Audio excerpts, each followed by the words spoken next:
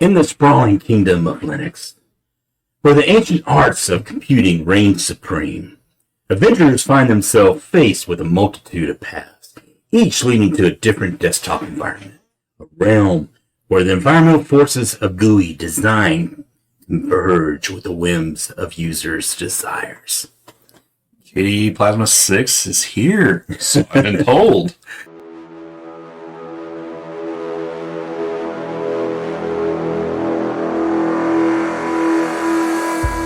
Like father, like son.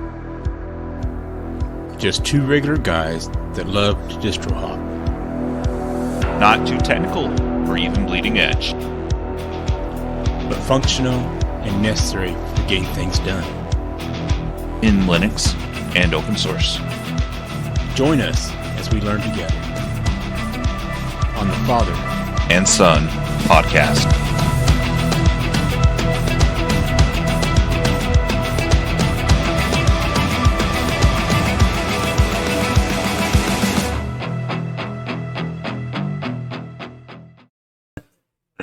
Welcome to episode 5 of season 1 of Like Father, Like Son Linux Review Podcast. I am Like Father. And I am Like Son. So, what have you been doing in IT world here? Well, we talk about doing failures too. I saw in the Linux magazines, I think it's either Linux Format or I can't remember what the other one is, but they're talking about making your own music streamer. Oh, yeah? So, I have my... my server, and I decided I'm going to go ahead and do my own, it's called MStream. And I've tried every different way, whether we're doing it with different packages, or we're doing it with different parts of my Ubuntu server. It just would not finish it off. It would give me errors no matter which way I did it. Straightforward. So anyway, another way was to do it with Docker. I tried to set it up that way. I know I could probably get it to work on just my computer and doing it, but that'd be useless at that point. Right. But all the time. all my music goes through my Nextcloud anyway, so I could probably if I get the permissions right and all that stuff, I could probably order it correctly. But guess what? MStream just did not work no matter what I tried. So there's something that's not quite working. And remind everybody, what operating system are you running on the server? It's Ubuntu. So we have Ubuntu, and actually it's probably the LTS, so right. That's the one that we usually run on there. And it's been running great. I mean, I think I redid it one time to get everything loaded up again, and each time is a little bit better. So I tried Snap, when you were first trying to help me then. Right. And then that didn't work well, and I went ahead and went through the long way, loading up Apache and all that stuff way back when, and everything's worked fine since then. And of course, when I redid it, I put a 3 together for a RAID, and it actually worked a lot faster. Right. So that's working pretty good. But yeah, I could not get the MStream to work on there. So yeah, go ahead. If MStream isn't working, if you did get it working later, that's cool. If not, have you thought about using MB or Plex? No, this is the first time I thought. Now, I've used Plex before, and the Plex works okay, as far as movies. I never used it for I guess it did have audio on there, and that worked okay, too. So I have used Plex before, but I think Plex, you have to have a subscription, don't you? To some extent, for some of their stuff, you do need proprietary or paid-for services, but not everything. You can still self-host your media and everything on that. Jellyfin is one that has gone off. I have heard of Jellyfin. Yeah, they went off of MB. MB started going into the proprietary stuff, and so that team forked off and was like, I like to keep it open source, keep it completely open source, and so they started making Jellyfin from the MB code that wasn't proprietary at the time. Right. So I've used Jellyfin before. I've used MB before. I've also used Plex, and out of all three of them, believe it or not, Jellyfin is my favorite. Now, some successes. Okay. Arch. So, I have Arch on most of my systems now. I've loaded them up, and it's a lot easier now that you By the way, he uses Arch. No, I don't even go there, but it works. They have the Arch installer now. Right. I can do it the long way. I'm going line by line through the manual, doing it that way, okay? They have Arch installer now that's actually loaded with it, and you can go ahead and pick your stuff with the Arch installer, so It makes it a lot easier. when you come out of there, you load your printers, you load your Bluetooth, you have to do a few extra things afterwards, but it's a lot easier than it used to be. Correct. Still not a beginner's person type thing, but it's still, it's kind of cool to work with. And I kind of have a story with that here in a minute when we're talking about KDE. All right, so the printing. My two areas of problems are always the wireless card and printing. Yep. And the thing with printing, it always seems like no matter which printer I was working on, there was a different way to make it work. And so what I did on these last sets of arches, and now I've done it on 2 different laptops and a desktop. All right, so I have one that I go through, and it seemed to work one way. Then the next one was a different way, and the next one was a different way. So here's what I do now, and it seems to be working okay. You can take Yay, okay, which is your AUR, Right. and you can use that to look for, you can either go with your model number of your printer, or you can go with the brand, okay? Right. The model number sometimes will come up with the right one, you pick that, and you install that. That's going to be your cups driver. Right. Okay. If it's not there either way, then you have to go out and find it on your cups, and bring it in, and then you actually bring that in. You have your printer set up, okay? You go ahead and enable cups. Right. Then you bring up your localhost :631. Right.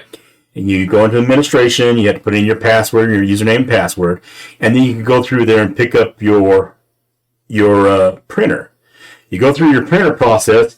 If you downloaded the cups driver for it, then you load that up. Right. Otherwise, you're actually going to see that inside your cup selection, and then you go through and pick it that way. So yes, sometimes it'll do it through the IP address, and that's what I was doing at home. Mm-hmm. Sometimes it does it through another way, and that's what it's doing at work. So each of my 3 computer printers that I work with consistently had to be set up a different way. But you got it set up. Right, I got so bold with it, so excited about it, I actually uninstalled it, reinstalled it a couple times just to make sure I got it down. I would not, before with getting the printer started, you just left it the way it was. Don't breathe on it, don't move, don't do anything, don't blink. It's going, it's going to there. It's like, is it working?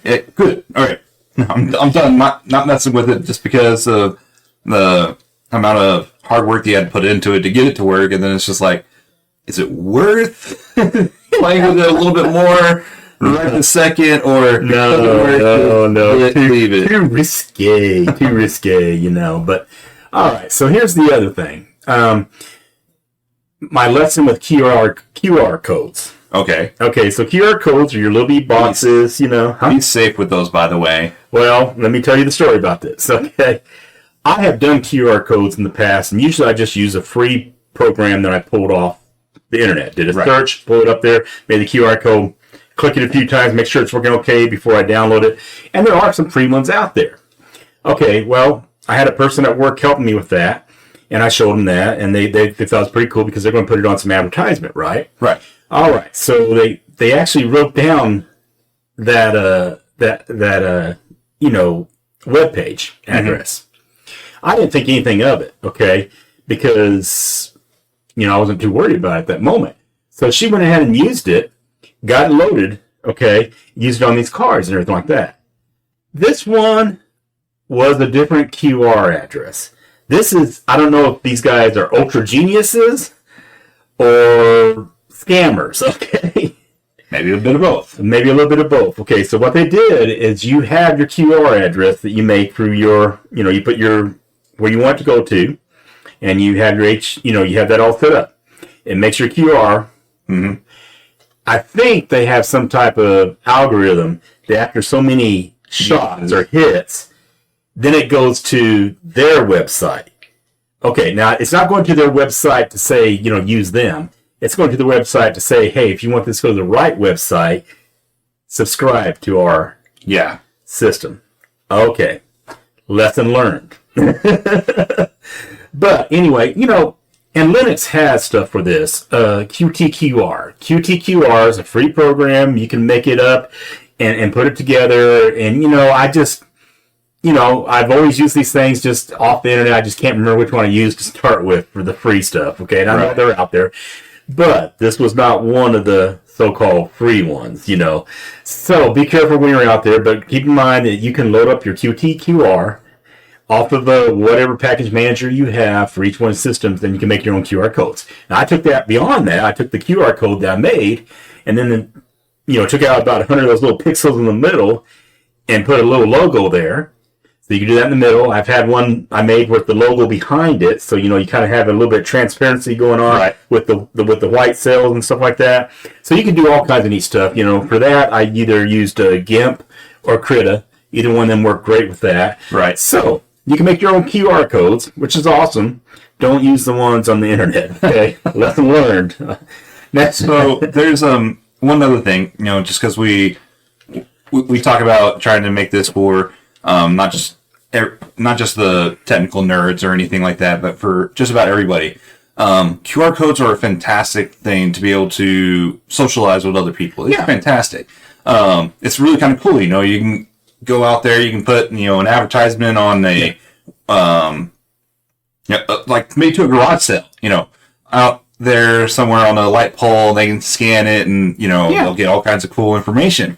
But that's also means to say, like we said, we can create our own QR codes that some other people who have more malicious intent can also do the same thing. And you may not know this, but when you scan some of those, it can take you or give them some information about you. Right. You may not be wanting to. So all I'm saying is it's fun. It's great. Just be make sure it's the one you're trying to use for. So if you're at a concert and they'll say text this number, same type of deal. Make sure it's the one that they are talking about before you start entering information in. Right. And this one here, like I said, lesson learned on it, but it works out great.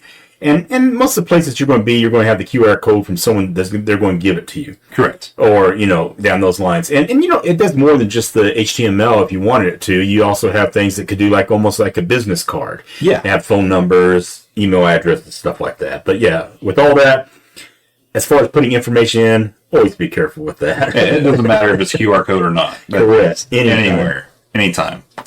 All right, so I went to the doctor's this week. Sorry. Anyway, across this whiteboard inside the examination room, it said, listen to my doctor's podcast. No kidding. Yeah. Oh, man. And I had about a 30-minute wait there in the office, so I went ahead and, opened it up and started listening to it. Okay.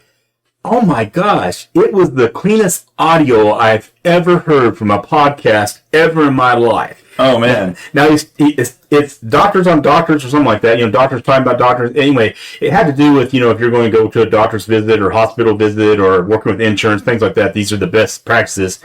And, as a diabetic, I always been to doctors, so I know all this stuff already anyway. But they got this podcast. It's pretty cool. So when my doctor finally got in there, I said, hey, that's one of the cleanest podcasts I ever heard. Now, of course, when I say that, people will say, well, he wasn't cussing or anything like that, but that's not what I mean. I mean, the audio was crisp and beautiful and at a good volume. And so I said, what kind of microphones are you using? What kind of program are you using? I'm all started out. I got my notes ready to go. All right, he said, yeah, that's an interesting story right there. He said, we decided we're going to do this podcast, and we're going to decide, we read where you should be doing it in the same location each time, and that way it can be consistent, and you can work on the audio and things like that. So he went ahead and did that. He said, well, I'll do it in my parents' basement, and we can do it there and record. There's nothing in the way, and we can set up our little bitty recording area there, right? And his dad tells him, why don't you use our recording studio? So at his work, they have a recording studio for training purposes, training videos, training audio stuff, and for commercials. That's awesome. All right. And I said, oh, well, that explains a lot. He says, no, it gets worse than that. We get the sound technician, too. Can I schedule a time? Me and Jamie could be there. We'll do our Like Father, Like Son Linux review podcast right there. Oh, that's beautiful. That's awesome. Anyway, Oh, my man. life. So, Jamie, what have you been doing lately in Linux, open source, or general computing? Okay, yeah. Because that's a really cool thing. You know, getting a nerd out with somebody that you don't necessarily expect is pretty cool. Yeah. To begin with. So, this is one of the things that Dad and I love to do is to nerd out with each other because I love my mom, I love my wife. They are not technically savvy whatsoever. In fact, that gets us to our nerd out just to be able to talk about it instead of having to talk about it during, like, you know, restaurant time. Yeah. Family time, so. So, but as far as what I've been doing, I went and installed a different operating system. Oh no. You didn't distro hop, did you? Oh no, not at all. What? You don't see me ever distro hopping, do you? What's this one out here? 12%? No. You know what's actually really funny is he really does have an operating system over there that he's working on right now. Yeah. But I decided I wanted to play a little bit with MX Linux. This is not the Linux operating system we're reviewing, okay? But I just decided, I was like, all right, Maybe we are, we don't know. maybe a little bit later. But so I installed that. That was great. Loved it. I got to play around with it and everything. It was working beautifully. And then, you know, I work at home too. So I usually have my my home computer just kind of playing music in the background to help me focus and everything. And I, you know, use my work laptop for work purposes, so I don't have to worry about it. You know, oh, is this compliant with HR or anything like that? Oh, yeah. So it doesn't matter what streaming service I'm using. I can play it on my, you know, home desktop. Well, that's great. 4 hours into work, it stops. I was like, okay, well, you know, I was using Pandora. Maybe it hit the mark where it's like, are you still there? So, you know, switch over to the desktop and go check on it. And it's like, it did pause. Okay. You know, say resume. Nothing happened. And I was like, what's going on? So I pull up my output devices. There's nothing. Nothing. It doesn't see any of my output devices. It doesn't see the motherboard one. No. It doesn't see the video card one. It doesn't see It started with and then it stopped? Yeah. It just poof. Gone. Gone. Yeah. So, okay. You know, the IT in me says, have you restarted yet? So, what did I do? I restarted. Come back up. Great. It's there. Runs for another 2 hours. Does the same thing. No. I'm not kidding you. Did the exact same thing. It's like, okay. It's not an Arch type thing either. It's No. it's a It's Debian, actually. Yeah. MX Linux is which is a Debian. really, you know, sound system usually. It is. In fact, that's one of the top downloaded ones anyways, Right. and the most popular ones. But we've talked about it. It's like a popularity contest there, you know. So. True, but it means it's there's a lot of people that are looking into it. Correct. Quite often, you know, and it's been up there, golly, for a months, while. for years by now. But yeah, Yeah, but so I was like, okay, this is going to be something we have to work on later. So I load up just a live USB, let my that's different from MX Linux in case that's the problem. right. And I'm just letting it play. And then when I got off work, or I went and looked at it, it's like, all right, what kind of sound system am I working with? It's Pipewire, and it uses Wire Plumber along with that. These are just software sources that allow your computer to distribute sound through whatever hardware that you have. So I looked into it. It's like, okay, cool. You know, I checked in online. I did hours of research. Come to find out that maybe that's the problem. Okay, it was like, well, Pipewire is supposed to be new. Shouldn't be having any problems. So let's scrap it, restart, clear the cache, reinstall. Still happened. No. Yes, I'm just having no luck with Pipewire. So I was like, okay, I'm just going to, for the sake of trying it, just to see if it was going to. Just post on. Yeah, pulse audio, the classic, the old, the tried and true method, and that worked. And it hasn't given me any problems since. So I know it's not hardware. It's got to be something related to that software, maybe communicating with the hardware. Kind of like our X11 versus Wayland stuff Right. going on some of the older stuff. And still have some of that going on depending on what's going on. I mean, Yep. and sometimes I actually come into one of my systems, and if I'm doing certain things, I'm coming in on the X11. If I'm doing these other things, I'm coming in on Wayland. So, so if I'm playing a video game, I'm coming in on X11. No, X11, because I'll start getting this choppy thing going on, or not real bad, but just screen enough. Yeah. So it's just, I don't know. Some things aren't, and I know Wayland's getting better and better all the time. Pulse audio, which is now the Pipewire, but the Pipewire is getting better and better all the time. Right. So it's just a matter of time. And I don't know how much it's going to go back and pick up some of the older stuff anyway. I really don't know. And at some point, you're going to drop the support to those. Right. At some point. And it's up to the maintainers, like, just how far back do they want to go? Fedora. I mentioned the other day that, I don't think it's this one that coming out this March. Right. But the next one after that, they're going to drop X11.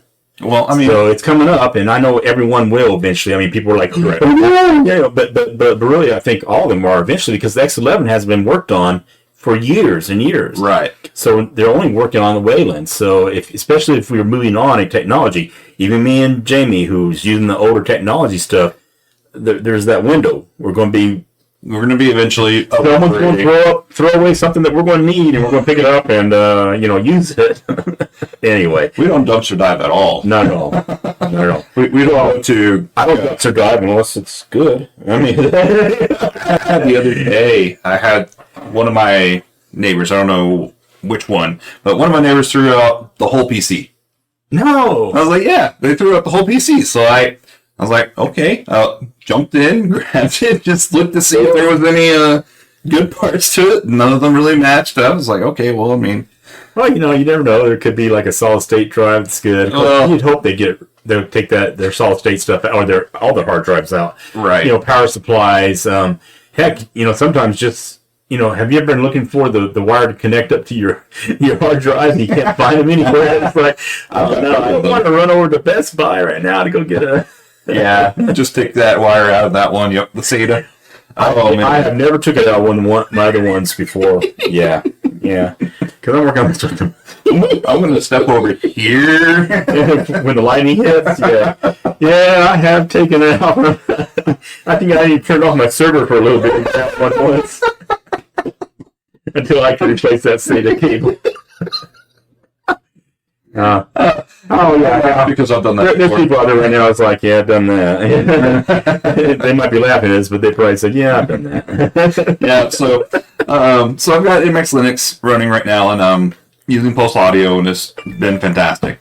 The other thing that I'm doing is I'm working on a program. I've told you guys about it before. And last episode, I was telling you guys that I was trying to make it a little more future-proof or dynamic for forms. So anytime my supervisor changes the form, I don't necessarily have to go back and edit the code just for that. Right.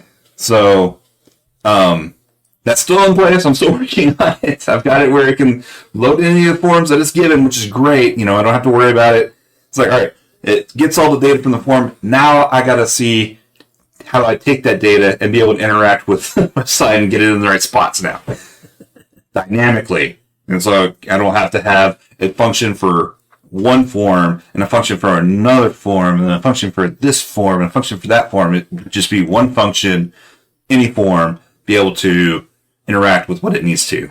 Right. And that's proving to be a little more difficult, but it's not impossible. It's just going to take me some more time. So still flexing that Python muscle. Right. So KDE Plasma 6 is here. People have been waiting for it. They've been excited about it.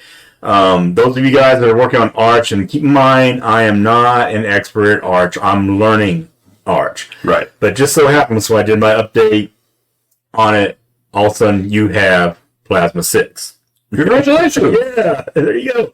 Now, obviously, if you're doing stuff with Debian or even Ubuntu, it probably will not even come out in this April release. It'll probably be the one after that they actually get it next. unless you tell it which repository to use. Correct. So we talked about that last week a little bit. So if I told it to use the repository that's not classic to Debian or not classic to Ubuntu or not classic to this, Correct. and I pointed at the latest and greatest KDE release, I would get Plasma 6. Bring all the errors with it. That's another thing. That's what. So we were talking about Arch being one of those rolling releases that gets the newer features pretty quickly, which is great to some extent. But also, you're going to get those. Oh, there's this bug here. Right. Well, congratulations. You want to help fix it? If you guys loaded CachyOS that we were talking to about a few weeks ago, you could probably be using Plasma 6 right now too. So true. Now it's got some pretty cool stuff going on. It changes back into the Qt6, which means the performance is better. There's better efficiency, better security. Wayland is the default, like we were talking about earlier, that everybody's moved to Wayland. But you can go to X11. So like I was telling you on my laptop, I go back and forth on that one.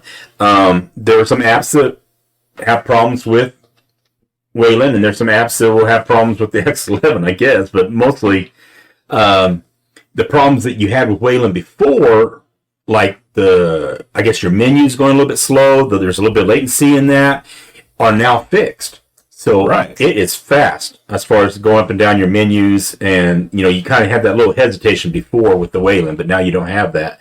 So that's good. HDR is now supported. You can actually do separate color profiles for each display. It has settings in there for color blindness too, so they can tweak it so they can see differences in color even easier. It has system control menus that they kind of changed the order that you had there before. So now they're in and I can't remember if they said it's more to do with the things you're using more on the top, on down, but they did change the order on that. Here's the interesting one though. There are some visual changes obviously in the Breeze, but only a few of them. They have a floating taskbar now. Okay. Doesn't BrOS? Yeah. Now here's the story about that. Okay. I thought that was cool with BrOS. Okay. So what I did is I went back to all my other arches, right? You did the same thing. Yeah. But I had to put like spaces in there. So use the spacing and stuff like that and make it everything to make it look like a floating. And guys, a floating panel is going to look like a dock. Right. I just don't seem to have much luck with docks compared to panels. My docks have always messed up. I don't care what it's been, okay? But I've had no problems with playing. I know, yeah. No problems with playing. Yeah. Cario, however. Cario messes up a lot. Yeah. Plank, I guess, okay. Which one's the one that we have to use for, is it BrOS has one, right? Or they're not using They're using Latte. Latte. Now, I thought Latte they dropped support for a while and they kind of fell out. So, but apparently it's back because I can load it now. Yeah. Anyway, so floating taskbar now it already does that. So it's not like, well, all that work for nothing there. There you go. Okay. All right. The spinning box is back. So if you go back in time, this is the one advantage us Linux users had over those Windows users. Okay, when you're switching from desktops, you can do it on the spinning box, a 3D graphical box. It was so cool. It was. It still is. Windows tried it. They couldn't finish it. They couldn't get to work.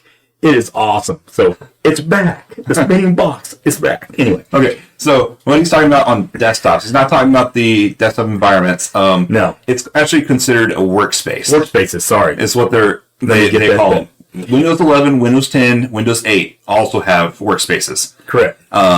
So what that is kind of entailed to do is to help you be more productive without having to lose what you have open or...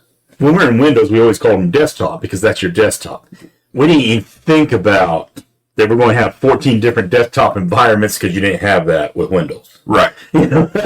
So we wouldn't call it the workspace, but it actually is the workspace. Yeah. Yeah. So you can also look at it as like, if you only had one monitor, but you needed the functionality of 4 monitors, you could have 4 workspaces instead. Right. You may not be able to view them all at once, but you could have, all right, I've got my Word on this workspace. I've got my browser on this workspace. I have my calculator and Excel sheet on this other workspace. Right. And you can switch between them. I have my game that I'm playing that I don't want the boss to see on the other workspace. I'd never do that. I don't know what you're talking about. I actually have never done that, Drew. and depending on which one you have, there's a little quick shortcut you can do, usually to do with the command key, or what they call the meta key. Right. And the arrows and stuff to move between them quickly. So anyway, spinning box is back. This is what KDE had for the longest time. About the time you're getting used to it, they've changed Single it click. back. Yeah. Yeah. So single click works great. I'm okay with single click, except for the fact when I'm trying to copy files. You got to hit the control before you do the first single click. And it used to be you get the single click and then you use your control or your shift so you can do a group of files. Right. You hit the single click once, it opens it up for you. Yeah.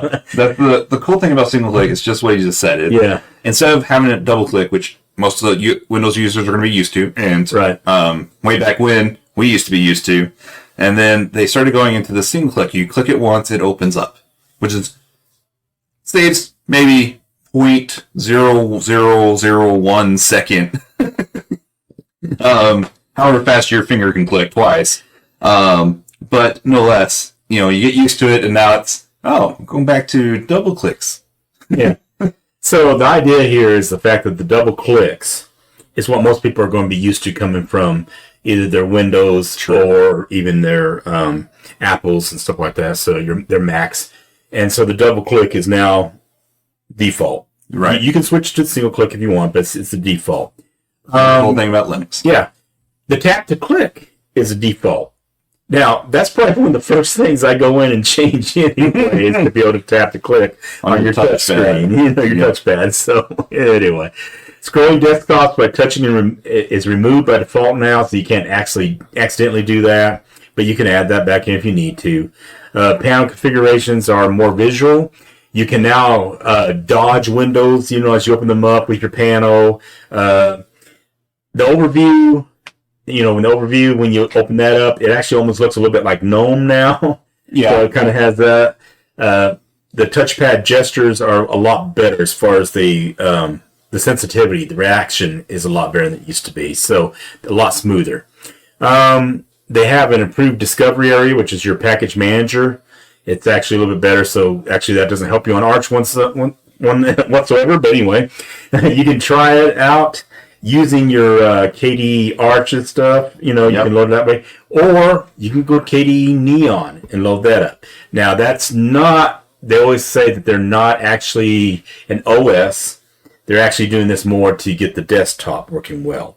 But yeah, if you want to go try it out, you can go to KDE Neon, or you can load up CachyOS or any other Arch or Arch fork and load it up, and you can start playing with your KDE Plasma 6.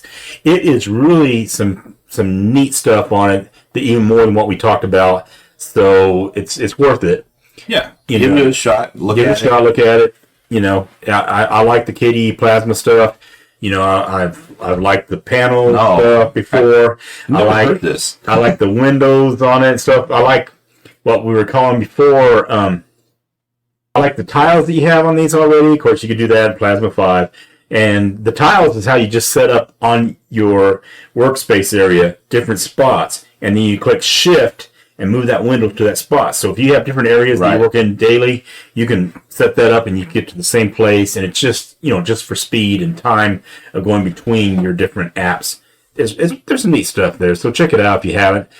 I know if you don't like KDE Plasma before, you're probably not going to like KDE Plasma now. If you're a GNOME purist or something else, Bungie, I don't just pick one. But anyway. Any of them you can customize to some extent to meet your needs. And wonderful thing about Linux, if you don't really like it, give another one a shot. Yeah. See if that one meets your needs or expectations. But so, not only we got KDE Plasma has a new one out, but CachyOS just released another version, and it brings in a lot of key changes. They're dropping the GNOME ISO, but that's just on your live version. No. I know that they had another thing they were loading up at one time, and they never really finished that as far as being the ISO, right? The live ISO. So same type deal. You know, when you go to do you're going to be in KDE when you're doing the live ISO, but when you go ahead and start installing it, you're going to have, if I remember right, like 12 different desktops you could choose from, desktop environments. Just so few. Those are still going to be there, so that's no problem there. I was trying to think if there's anything else I remember they're talking about here. I mean, I know there's several. They got some bug fixes and things like that they're trying to work on. But if you're working with the CachyOS, then go ahead and upload the new one. Yeah. So probably all you have to do is with the Arch stuff is go ahead and do an upgrade, and you'll get that. So not that big a deal. And if you don't know how, you can always look on their forum. I guarantee they have directions on how to upgrade from one version to the next. Right.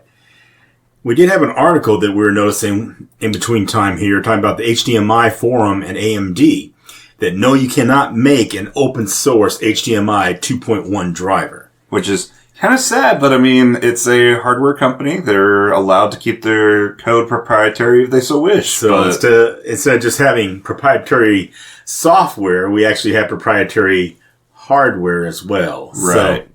And the way I understand it is, the AMD stuff, the guy went out there and did put together the driver for it. And then presented it to them, and they said, no. Yeah. So that does sound really bad. And of course, we don't understand everything that went on in all the conversations. We don't know exactly what's going on. They're saying, well, it's to do with recording or illegal recording and playing of videos and stuff like that. Right. Honestly, we passed that years ago. Well, not just that. I mean just because people can use Linux for those kinds of things does not necessarily mean you can't use Windows or Mac for that matter, for the exact same reasons. So if you're trying to keep people away from that, it's not to necessarily delete the open source part of it. It's you've got to change the person, which is not something you're going to be able to do at all. Right. So ways around that would be just go ahead and use the display port. Right. Or DVI. Buy your monitors with display ports on them. They've been there for a while. You can get dongles. Did I say that right? Dongles. You can get dongles that will allow you to adapt from, the HDMI over to the display port.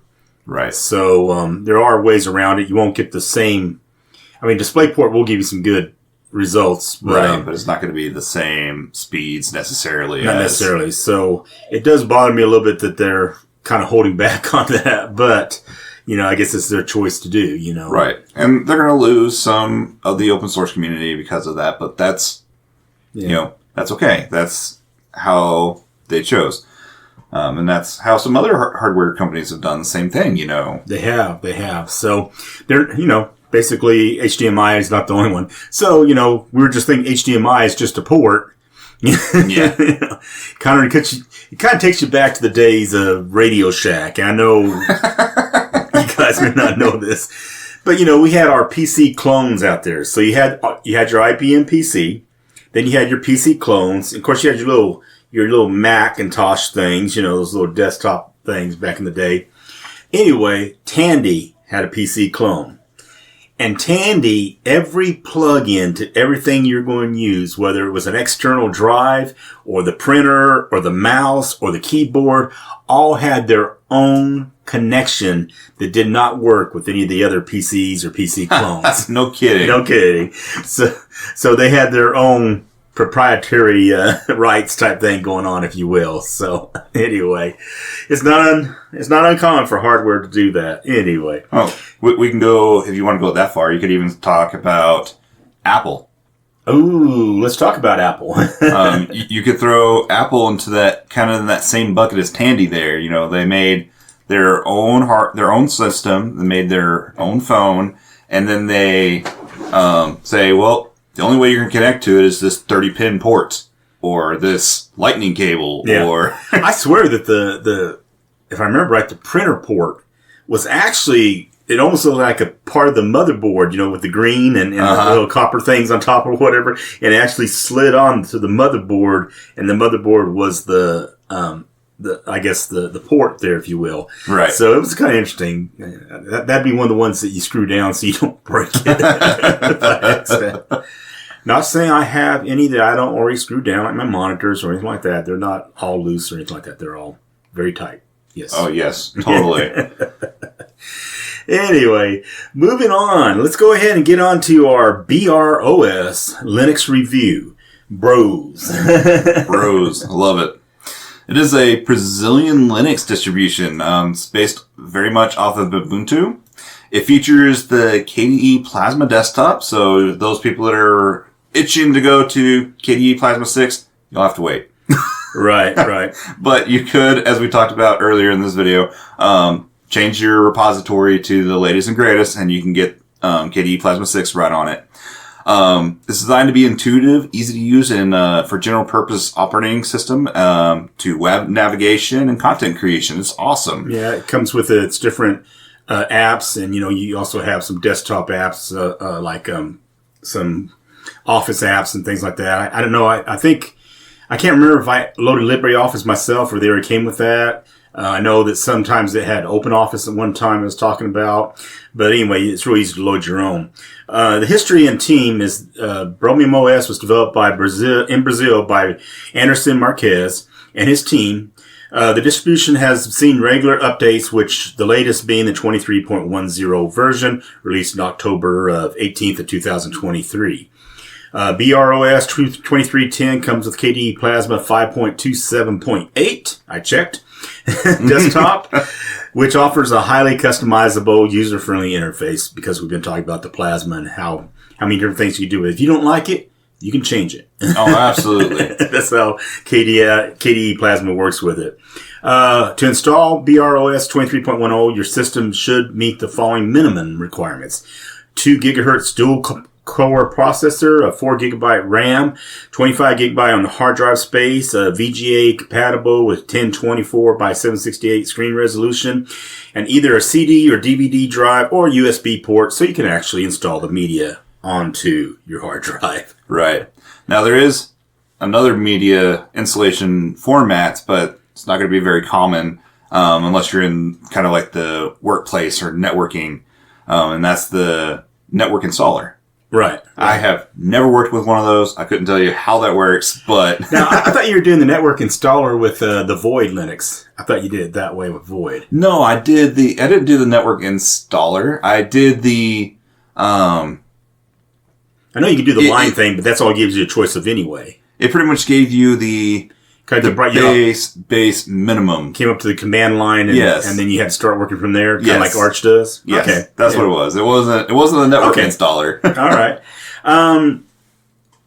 If you encounter any issues during the installation process, you can use their BrOS.com. It's actually br-os.com website. Now, when we first went out there and got this, it wasn't there. It was down. It was down. Now, I didn't have any problems loading it. It's just a regular Ubuntu type, Calamaris. Did I say that right? Hey, all right, finally got it right. I still like it better being, Calamare, anyway. So, it's really easy to load, and I didn't have any issues with that, so I didn't really have to go out there and look. But with that said, when I went out there and looked, the site wasn't there, and I went out on their Facebook page, right, and just give a message there as far as a messenger on the side, and before the next morning, they responded to me and told me that the server was down, and they were working on their servers to get it back up, and by the end of the day, they had them back up again. Yeah. And now, we have to mention, it's going to be in Brazilian Portuguese. Yes. So use your Google browsers or whatever and change it to English. But it does have information out there, if you're going to do with a legacy install, if you're going to do a UEFI install.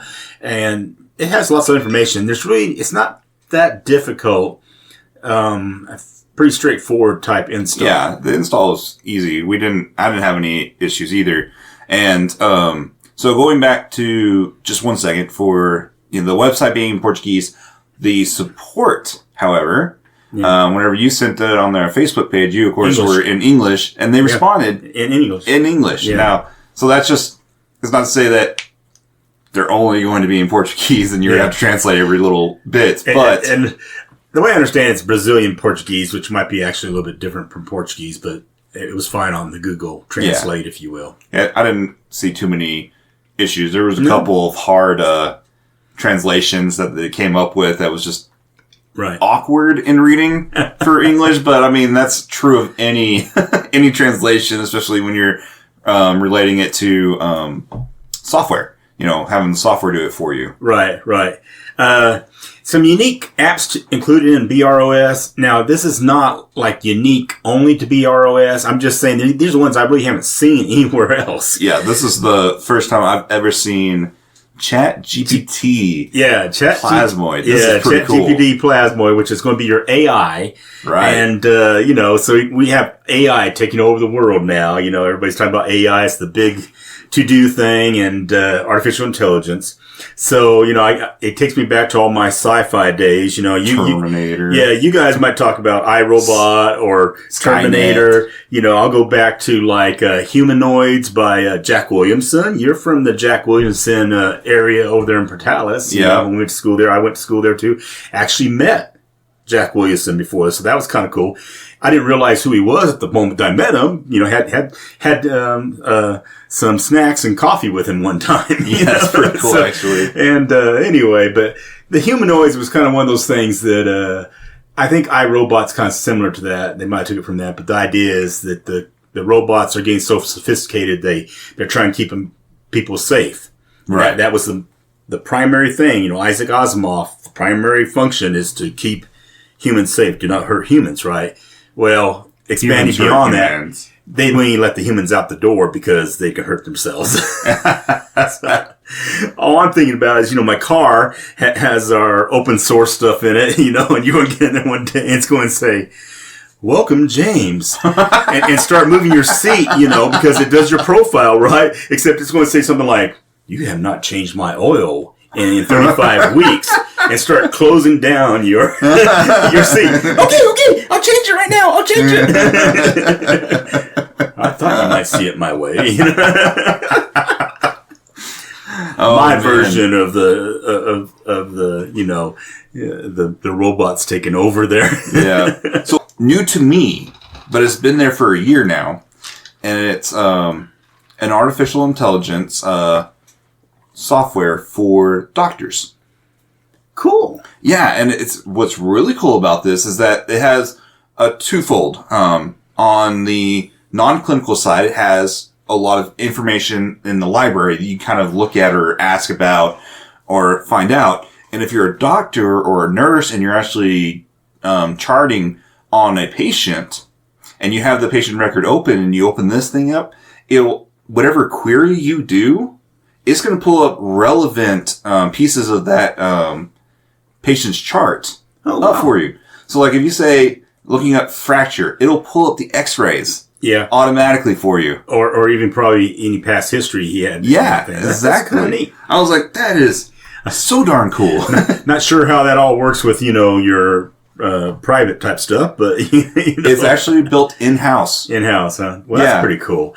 I know, you're going to have to sign up for the AI here, the Chat GPT. So yes, you will. Sign up for that.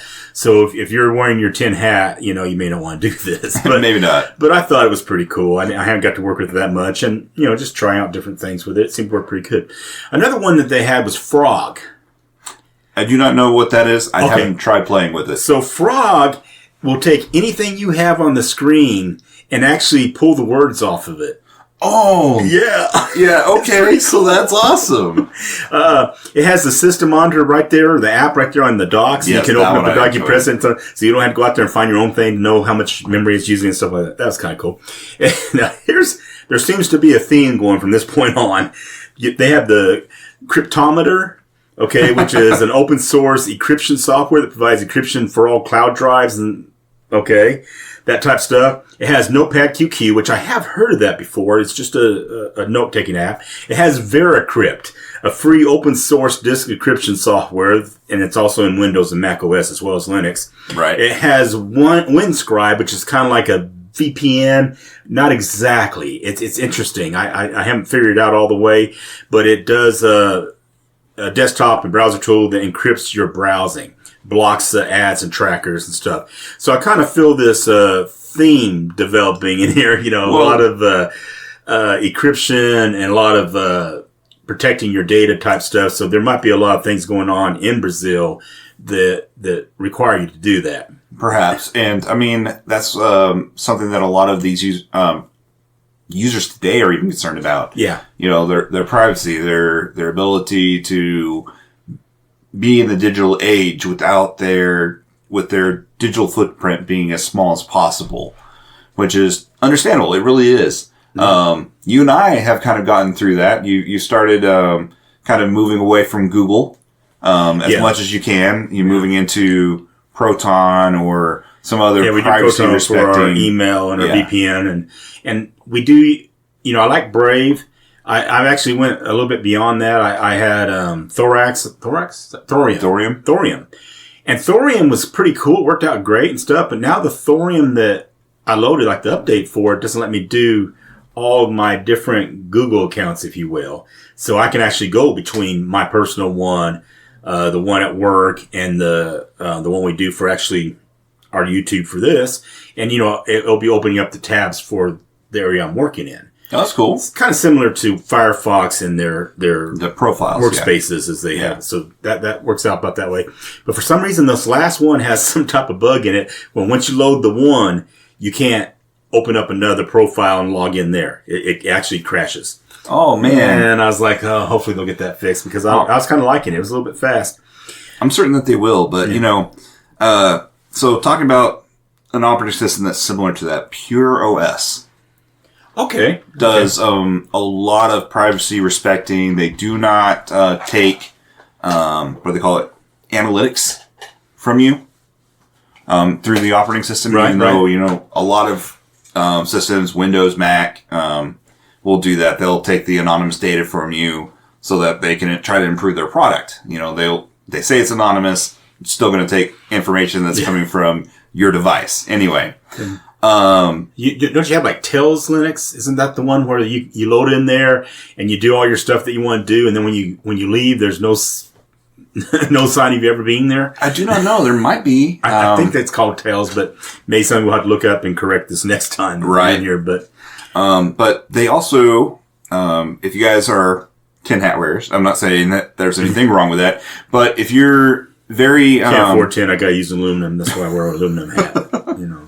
If you are concerned about that and you're wanting a device that helps you achieve as much privacy as you possibly can, BrOS actually sells their own laptop and desktop that have hardware kill switches. Oh, cool. So you don't even have to worry about the software turning back on. Don't need your big magnet next to your hard drive there. No.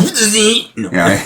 The kill switch, you know, if you don't want the Wi-Fi to ever turn on or Bluetooth, you can actually go inside of it. You can click that switch. It won't turn on. Same thing with the mic, the webcam, and just about every other feature you can think of where your information could leak or give you some kind of somebody else some access to your device. There are kill switches that are on the hardware. Right. So. And it's not, you know, we're making light of this. No. I mean, me and you both kind of have our little bit of our tin hat stuff going too. Right. We have made some precautions here and there, and we have changed from different things that we just didn't like. You know, you get tired of opening up Facebook and it happened to have pictures of stuff that you might have been looking over on Amazon or something like that before. You know, especially around Christmas time and stuff, and you're like, where'd they get that information from? Or, you know, the one that kills me. Some cookie trackers there for sure. The one that kills me the most is your phone. Uh-oh. Can actually listen to your conversation.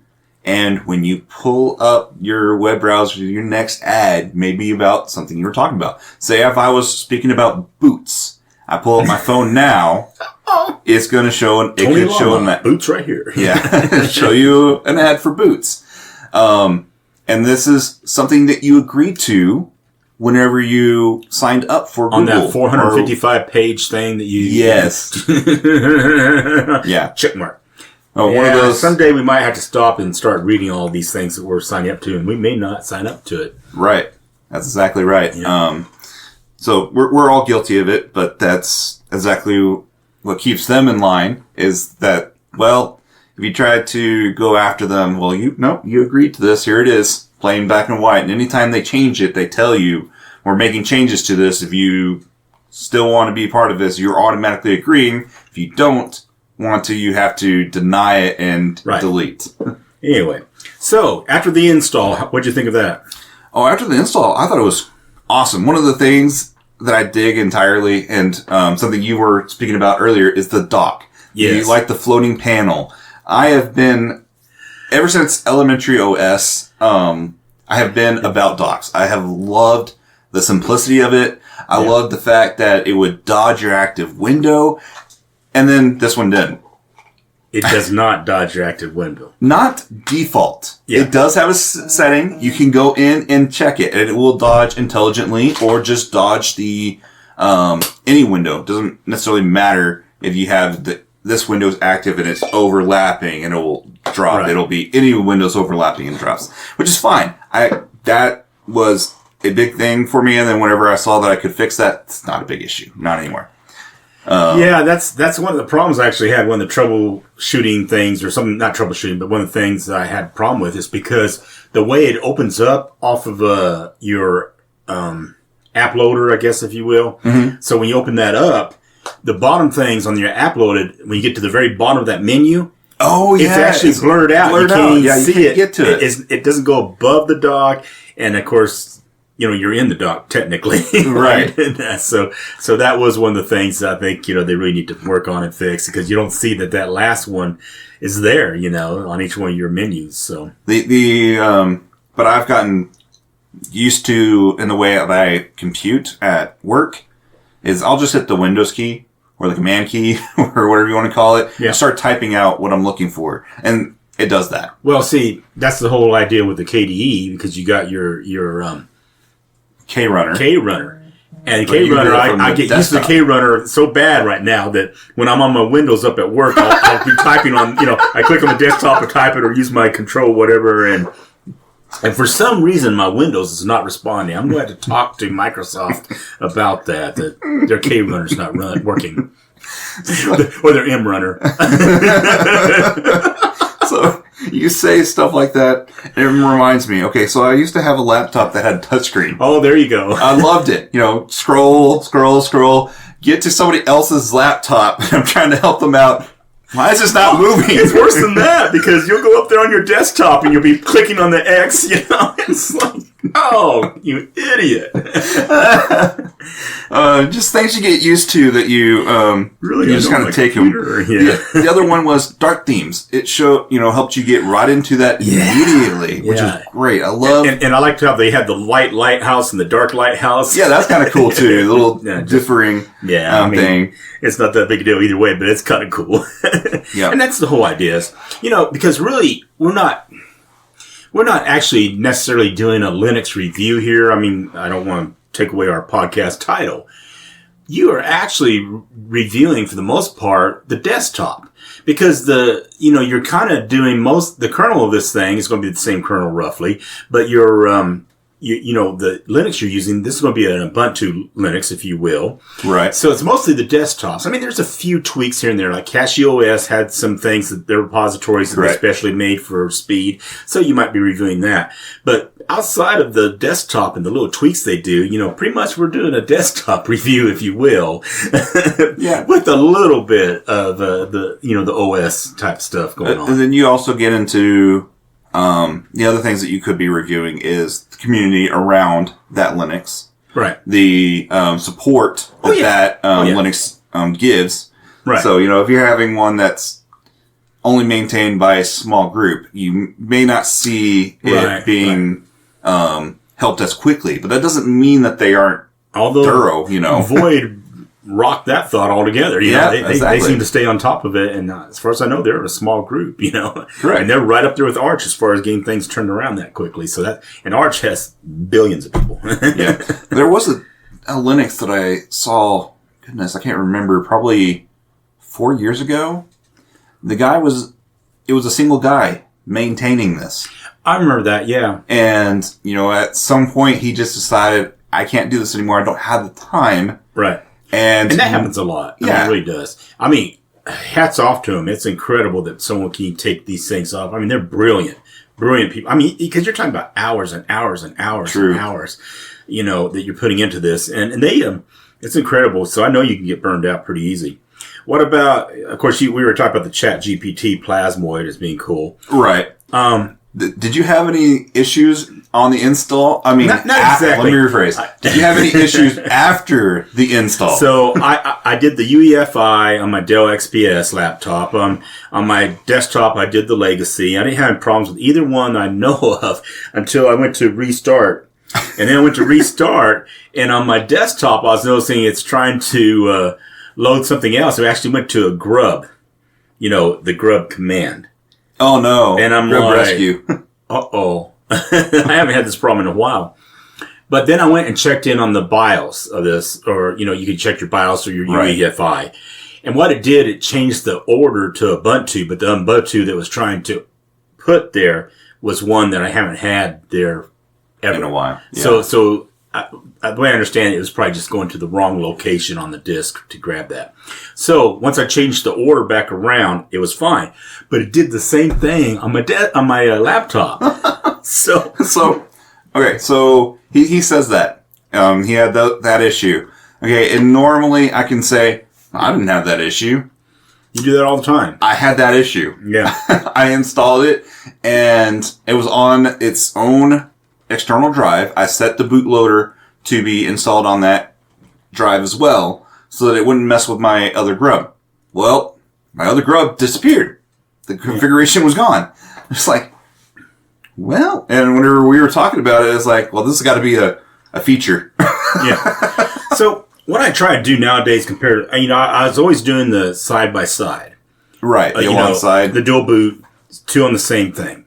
But what I've been trying to do lately is I put it on a different hard drive. I can do that a lot easier on my desktop than I can on my laptops. But my laptops, I do have two different hard drives. You got your SSD and your HDD? Well, it's the SDD and the NVMe. Okay, so well, that's still another a SDD, if you will.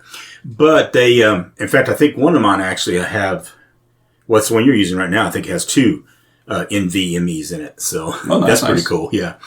But what happens is it might change with your grub, might go ahead and change the boot order, but it might, if it loads up both of them inside the grub, it's fine. You're fine. Yeah. But sometimes that doesn't happen. And that, that was kind of interesting. So I was playing with one yesterday, and it's called Chaos. Sorry. No, it's funny. I thought it was funny. That's good. It was KAOS. Uh-huh. And I just, they didn't have grub. You had a choice of, what is it? System M or System D, System MD, System M, right? Something like that. And then it had something else, and then it had Refined It. And I was like, I haven't never tried Refined It. So I went ahead and loaded that as my bootloader. Right. And when I started it up, it actually found everything on my computer. It didn't matter which drive it was. That's cool. So it had like 5 different icons going left to right here. And I was like, I may have to work with this a little bit more because I thought that's pretty cool. Because I'm going to have to. Yeah. No, I thought that was, anyway. So something we'll look at later on, we might bring up in our next podcast, but Refined It looked like it might be promising because, Grub does go out and look for it when you update Grub, but for some reason it's only doing it on the hard drive that you're using. I'm okay with that for the most part, But I thought, hey, I can load anything from that one load screen, especially if you forget to hit F11 or Escape or F12 True. Or Tab or whatever you have to hit. Very true. To get to the disk you want to go. It reminds me of Super Grub. Yeah, Super Grub was kind of cool too, but you'd have to have the DVD or CD in your system all the time. So yeah, you can. I've actually done something like that. I put a small partition where I installed it as a live a live drive, and so I would hit F11. I can go to that one, or I could set that as my main boot, right. And you could do it that way. But that's not what I was using it for. I was using it for rescue reasons, Right. So I had my Ubuntu main installation, and I had a Ubuntu Live on the side on the same drive that I could boot up if Ubuntu didn't load correctly. Right. You can just go back and rescue it without having to. When you're doing your Calamaris bootload, especially, or installing, okay, when you get to the bootloading part or the setting up your disk, okay, and your partitions and everything like that, usually you'll see this. Where do you want to load the boot? Right. Okay. And on that, for some reason, it'll go to like the NVMe or whatever the main primary one in your system is every single time. It's not the primary. It's the one that comes first. 0. Yeah. So 0. So when we're talking about that, it's actually something that's ingrained into your motherboard. Right. So it doesn't really have a choice there. But if it gives you the selection to do that, I usually do it on the hard drive that I'm loading up the system to. So that it doesn't work and mess with the other ones, so theoretically. If it doesn't show it then you go to that next screen, and usually that next screen will tell you, this is what I'm going to do. I'm going to do this, I'm going to do this, I'm going to delete this, I'm going to add this partition, I'm going to do this, I'm going to format, I'm going to add this. It's going to be, whatever, ext3 and all that stuff, right? Right. And if you see anything besides the hard drive that you're trying to load it to, that's usually whoop, no, I don't want to mess with that, So I'll go back and do a manual setup. Right. And make sure I put the room for my UEFI if I'm doing the UEFI, or my legacy if I'm doing the legacy. And it usually tells you if you're doing it wrong, hey, to make this system work, you're going to have to add a UEFI boot area. Right. And flag it as boot. Or, Correct. Void had one where it's like, leave it as unnamed, but it has to be this amount. And correct. And it did fine. So it's actually not as difficult as it might seem. It's daunting. I will give you that. If it's your first time ever doing it, it's very daunting. It's like, what am I doing? Right. It's once you get to know it, it's not that hard, and it actually becomes a benefit, a boon to you, especially if you're loading other ones. For example, what I have done at this point is I have a home drive, a whole dedicated drive for my home folder.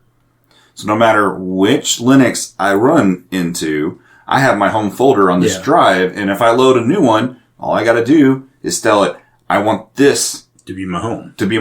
And I don't have to worry about... Now, are you doing that after the install, or are you doing that during the install? I have to do it after. Because if you do it during the install, it will erase your home and reformat it. Yeah. So, I understand that you too. You can actually choose. Because we've done that before where we've gone back in and you tell it, that's when you have that SDAB. Right, that 400 letter whatever for your the drive name. For which your drive name is and stuff. So they call it the UUID. And at this moment, and probably on the next podcast, we'll define what that is, because I do not know the name of it. It is crazy.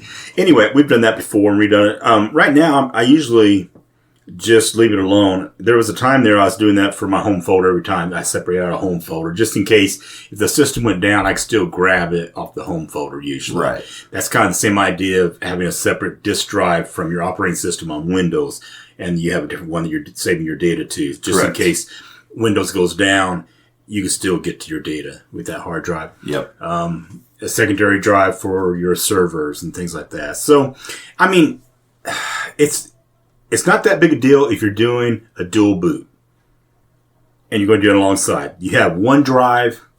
You only have one drive. The boot's going to be fine. Okay? Right. If you have, if you're just going to totally replace the one drive. The operating system. Yeah, so you're going to switch it all over to Linux, not going to mess with Windows or Mac or anything anymore, then you're usually not going to have a problem. It's all this other stuff we try to do to start, and you have to think about it. It did really good. The minimal install, I tried that too. It was only 11.4 gigabytes on hard drive. That's not very much at all. No. For a KDE Plasma type desktop, it was pretty cool. It uses about 1.4 gigabytes of your memory. That's not very much memory being used, It was an idle, it wasn't really running much at that time. So if you go look at Windows, you're probably going to be using about 2 to 3 at almost any given time. Right. And I love just like you said, the cool wallpaper. That was pretty neat. I was trying to copy the floating dock with inside my KDE Plasma on my Arch and on my my Kubuntu Tosh. I was doing that as well. So you can tell I got Chat GPT Plasmoid loaded on all of them. They even had oh my gosh, I'm going to forget what it is. A color picker. Oh, yeah. That was pretty cool. Oh, gosh, what was that called? Oh, man. I can't remember the name of it either, but it's so the color picker, what that is doing is it allows you to, with your cursor, choose some pixel, essentially, on your screen, and it will tell you the hexadecimal code for it. And if you want to get into hexadecimal, it's a base 16 numbering system that allows you to easily show a lot more information in a small amount of space. And that's why they use it in computing technology in particular, because it's binary.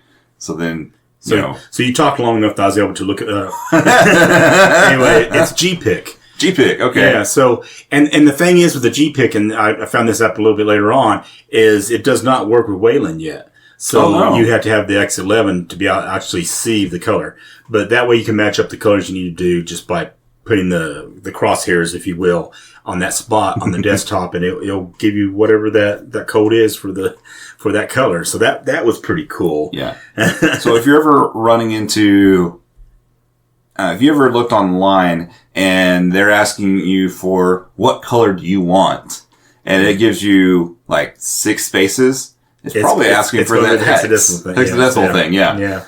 So if you need to know it quickly and you have it on your screen, you go pull up the G picker, put your crosshairs there, it'll give you the name. Not only gives you a name that they've globally accepted, I guess, in that program, and then the hexadecimal code for it too. So my 2 big areas, again, I always have problems with the network card and the printer. Both of them work fine out of the box. In fact, when you go to the printer, it already shows your printer there. You didn't even have to do anything extra to install it. It was already showing it there. Yep. The Dolphin file manager comes with a folder tree and terminal and file information area. And of course, Jamie had to spoil that for me by saying, you can go up there and you can actually check mark and add all those things in. And he was correct. Sure enough, you can go up in the menu. And if you want to add this extra stuff on the side, I never seen it before, but it was pretty cool to see that. I like the little frowny face when the app crashes and stuff like that over on the side. And the little, what do they call that down there anyway? Your little task. System app port. System app port, yeah. Anyway, that's pretty cool. It already had flat pack packages already in Discover already set there. You don't have to go in there and add that repository, if you will. It already had, what was it? Of course, I already talked about the center system monitor. That was pretty cool. There's one other thing I want to talk about. Well, I like the way, when it loads up, it actually has the outline of Christ the Redeemer, Art Deco statue. I mean, not because it was Christ, but it's to do with the way it looked and stuff. And then it kind of had this almost molecule looking like floating thing on it. Yep. Some cool little graphic stuff. Little eye candy for you, if you will. Just like the cube. Just like the cube. By the way, if you didn't catch that earlier, it's back. Yeah, it is back. So, the problems I had with it, the KDE problem with copying files to override another file was crashing. It just closed Dolphin.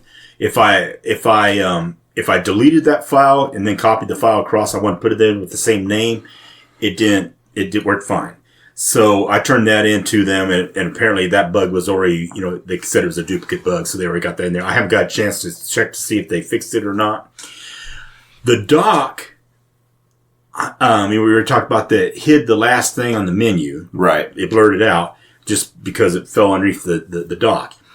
And I swear, sometimes when I open up some of those apps, they actually disappeared off the dock. Almost like I slid it off, Yeah, and then I've seen that. When you come back in, or you reboot, it's there again. So that was kind of interesting. So for me, it was when I loaded Dolphin.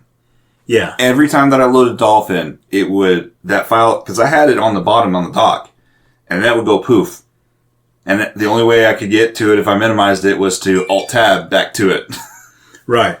I mean, it was just interesting. Or relaunch it, either one. But overall, it was a solid system. I mean, it was easy to install, easy to use, easy on the eyes. Just all around, it was a solid system. And, I realized you're going to be talking about working with the Brazilian website or Brazilian Portuguese that type of stuff, but that's really not that big a deal, especially when it works this easy. I mean, Right. yeah, if it was going to be like the Void or the, the Arch or something where you need, all the wiki stuff and things like that, that might start getting to be a hassle. If your language isn't Brazilian Portuguese. Right. But it worked out great. In fact, ease of installation, I'd give it a 9 or 10 even. Performance, a 10. Easy to use, a 9.